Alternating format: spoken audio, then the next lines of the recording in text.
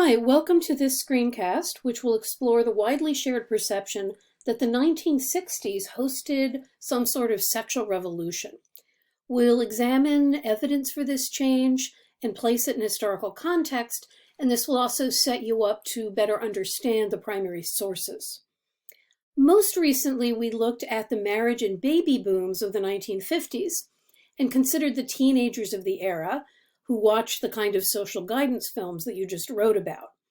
What we're looking at today is what happens to this generation as they grow up and become the youth of the 1960s. How do they become so active in areas like civil rights, the counterculture, and political and social movements, and what does it all have to do with sexuality? Some of the earliest signs of any kind of real rebellion come in the early to mid-1960s with university-based protests against what were known as parietal rules. Parietal rules, and there's an example here, were things that regulated curfew, dorm rules about who could or couldn't be in your rooms. The rules were usually you might have members of the opposite sex come to your dorm room, but on, say, Tuesdays from 4 to 6, and your door would have to be open and everybody's feet would have to be on the floor. Parietal rules also meant that freshmen might have to wear a particular hat or scarf to show their status. Rules governing dress meant that women could not wear shorts or capris or sometimes pants at all. Chapel was required at public institutions. And if you're thinking, wow, it's not like that now, yeah, you're right. Ask your parents or grandparents or slightly older aunts and uncles if they remember these sorts of rules. And the reason they're unfamiliar is that they vanished. By the mid-1970s, they were mostly gone, except again at a handful of very conservative and or religious institutions. The rapidity of social change that D'Amelio and Friedman write about is reflected in the decline of these parietal rules. No curfews, co-ed dorms, birth control available in campus health services, things like that. And here's an example from URI where there's a debate about parietal rules and whether or not there should be co-ed dorms in which students, parents, and university officials really disagreed on this. So it's pretty clear that a lot of youth of this era valued personal expression and freedom of expression. There are movements afoot in favor of this. Laws against obscenity, as you know from D'Amelio and Friedman, were being struck down regularly, dating back to at least the 1940s. This went beyond politics to also include style.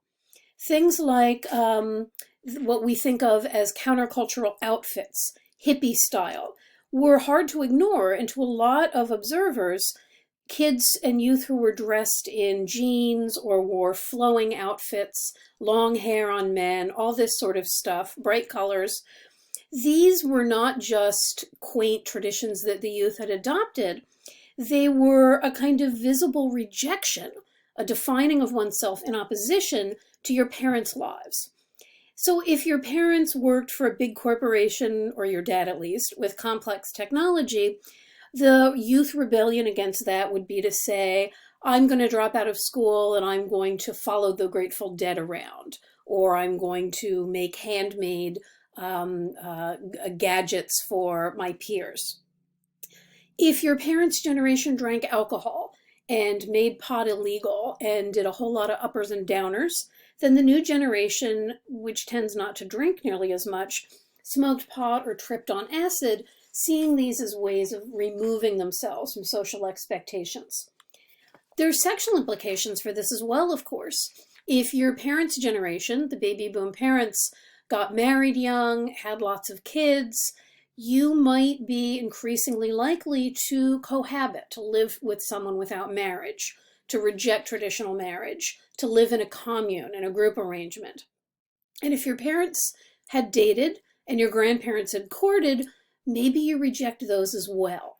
So opposition to the older norms isn't just about hair and bandanas and love beads and painting circles on your body.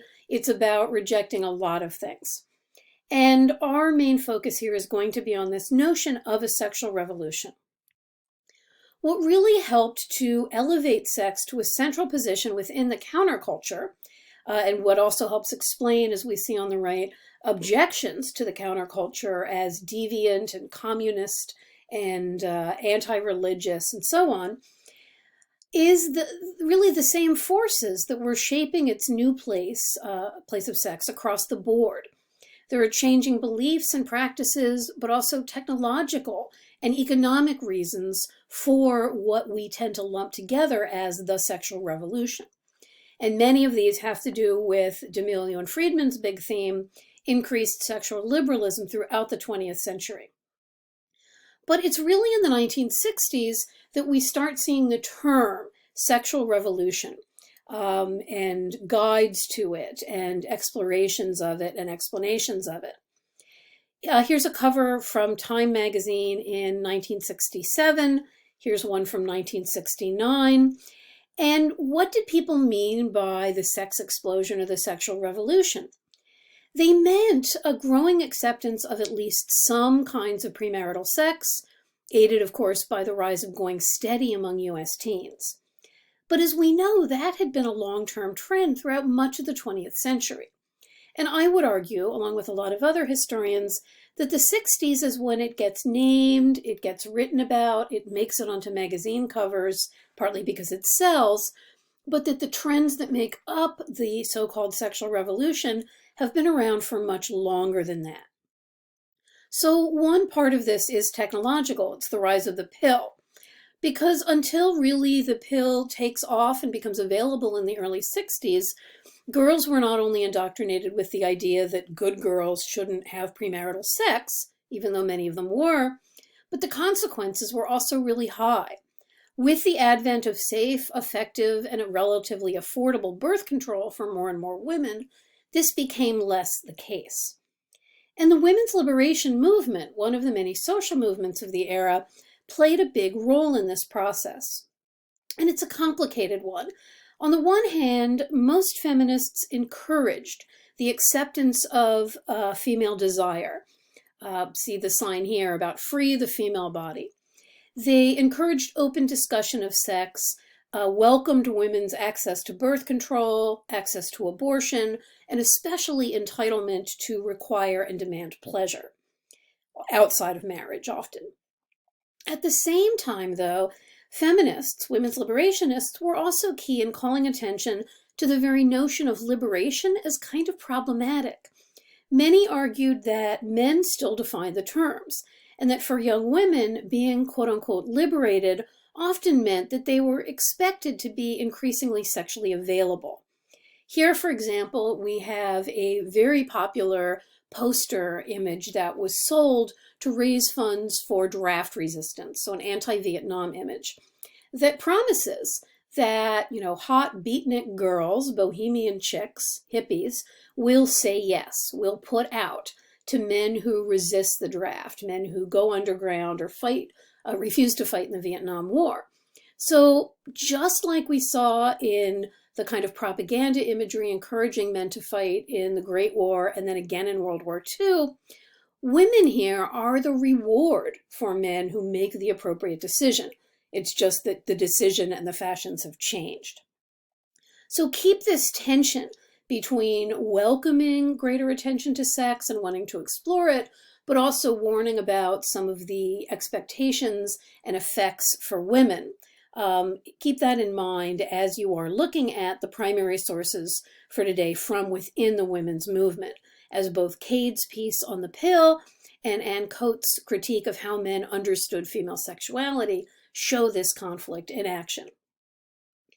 Now, this is the sexual revolution for heterosexuals, which is where most of the attention focused. But what about gay people? Birth control had helped pave the way for greater acceptance of non-marital heterosexual sex, but homosexuality, as we know, was still subject to close scrutiny and social and political stigma.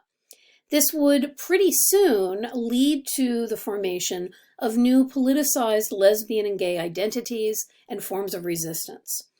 And I would argue that this new and more openly sexualized culture has a role to play here. Now, these images should look somewhat familiar. They're from the homophile movement of the post-war United States.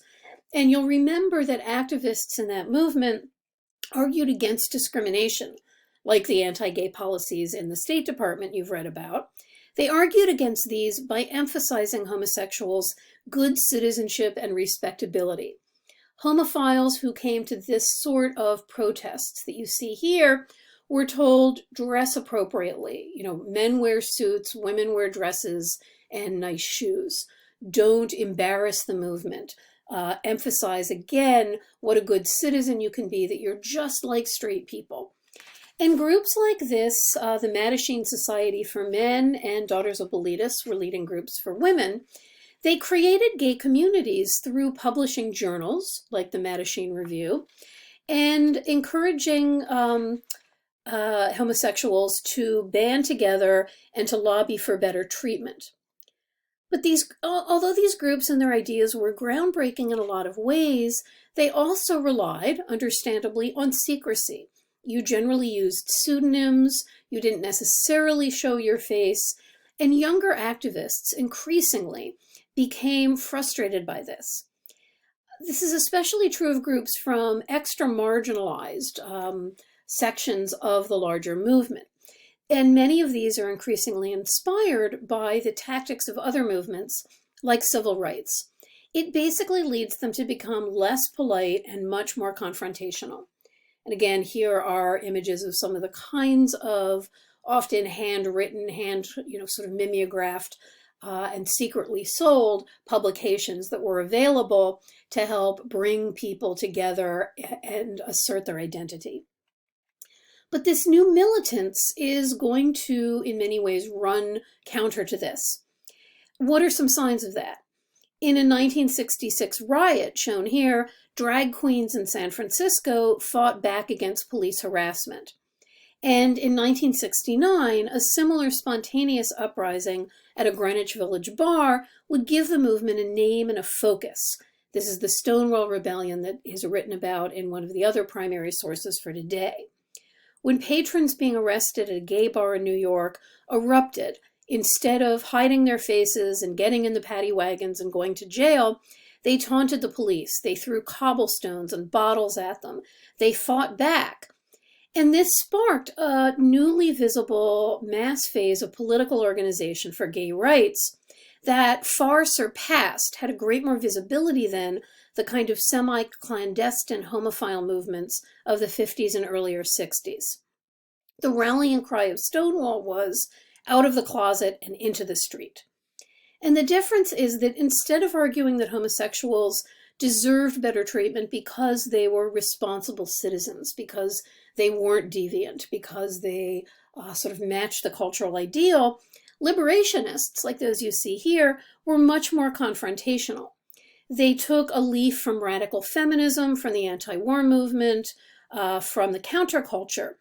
And here's a good example. A month after Stonewall, a mimeographed flyer, reproduced here, passed around Greenwich Village, asks, "Do you think homosexuals are revolting? You bet your sweet ass we are." The flyer's author goes on to invite people to a meeting to assert their place in the revolutionary movement. So the language, the tone, the tactics shift dramatically. And it's not solely about age. There were older people at Stonewall. There were younger people who were more conservative. But in general, we see a shift towards this sort of more assertive, in-your-face, often deliberately offensive set of tactics and arguments that we're not going to blend in anymore. So in conclusion, how real is this notion of the sexual revolution? It's quite possible that what looked like a sort of perfect storm with the doors suddenly swinging open and everyone doing everything was actually just a good deal more frankness about what had actually been going on. We know that trends like the age at first intercourse, number of partners, etc., had been rising over the course of the 20th century, so it's more a recognition of change than a big dramatic shift.